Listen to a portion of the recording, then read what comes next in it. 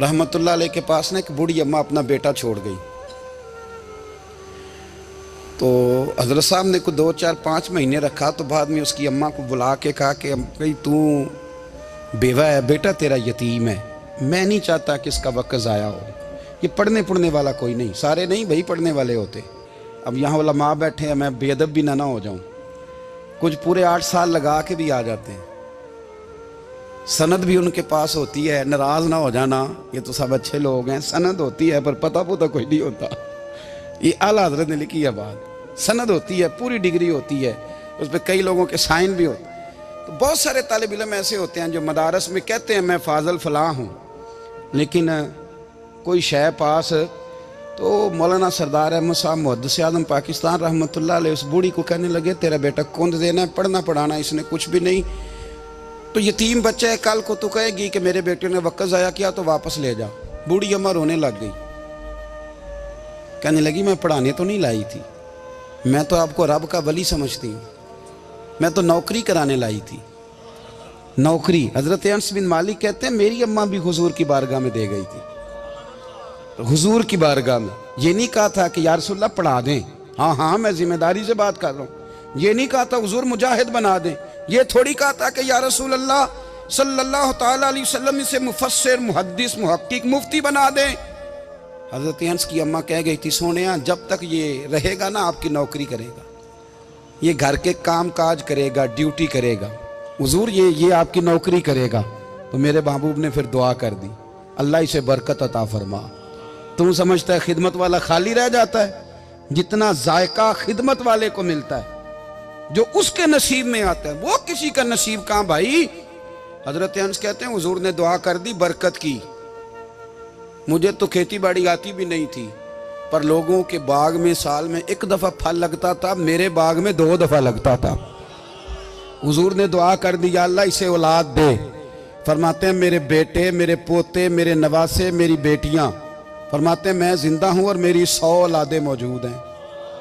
परेशान हो गया 100 सुन के बच्चे 2 ही अच्छे, 100 औलादें मेरी मौजूद हैं। हजरत अनस बिन मौलाना सरदार अहमद साहब के पास ना छोड़ गई बच्चा, कहने लगी हजरत जी मैं को पढ़ाने के लिए थोड़ा छोड़ गई हूँ, मैं तो इसलिए छोड़ के गई हूँ कि आप मेहरबानी करें, खिदमत कराएं। तो हजरत जी कहने लगे कोई ऐसा काम ही नहीं, खिदमत वाला क्या कराऊं। कहने लगी पट्ठे पवा लिया करो जी।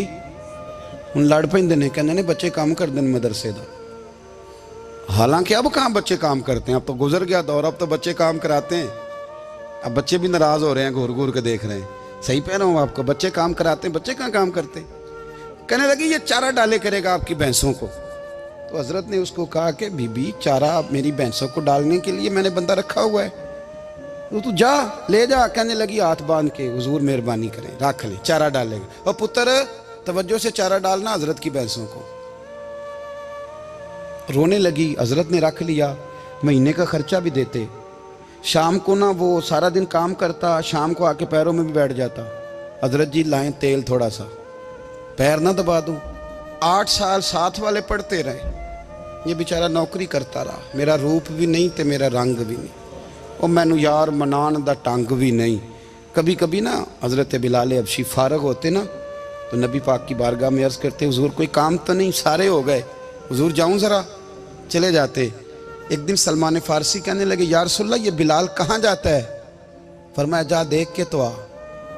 हजरत सलमान वापस आए तो आके रोने लगे, कहने लगे सोनिया जब यहाँ से जाता है ना तो जाके सैयदा फातिमा की चक्की पीसनी शुरू कर देता, बीबी साहबा के काम करने लगता है, घर में जाके स्नैन की ड्यूटी करता है, वहाँ भी काम यहाँ भी काम।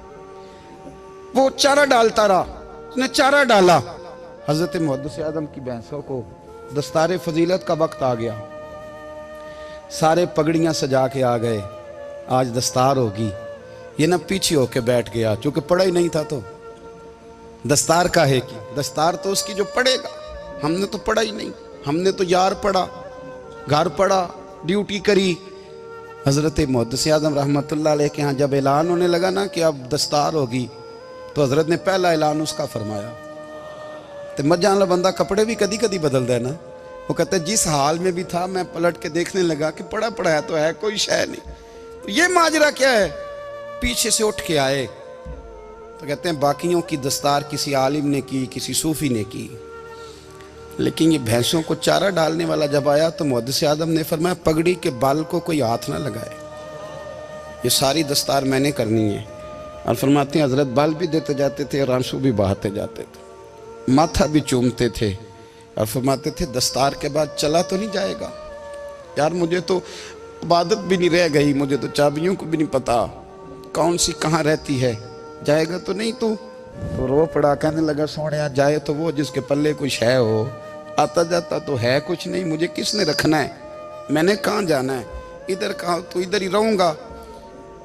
وہ اس طالب علم کے سارے استاد بھائی کہتے ہیں اس نے دستار کرائی، پڑھا پڑھایا کچھ نہیں، پر جو مسئلہ اڑ جاتا تھا نا، وہ جو اڑ جاتا تھا نا، وہ جا کے اس سے پوچھتے تھے تو کتابیں کھولنے کی ضرورت نہیں پڑتی تھی۔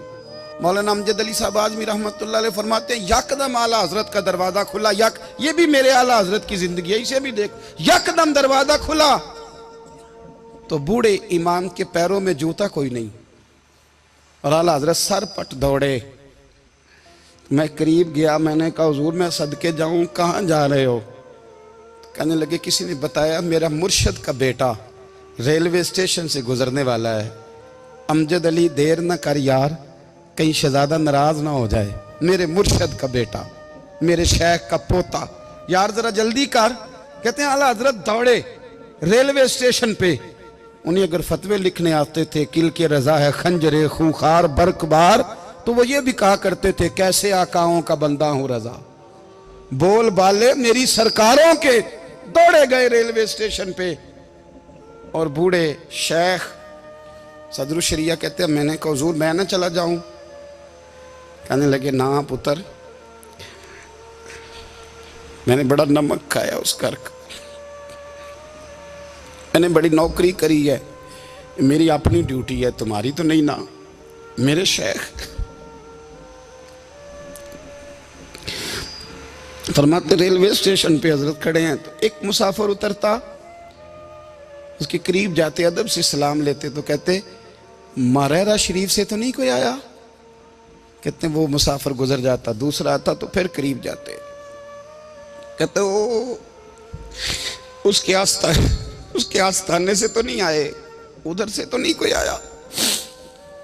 کہتے سارے گزر گئے، جن مسافروں نے اترنا تھا اتر گئے، ٹرین چل پڑی۔ تو میں نے کہا حضور کسی نے آپ کو غلط اطلاع دی تھی، شہزادے تو آئے نہیں۔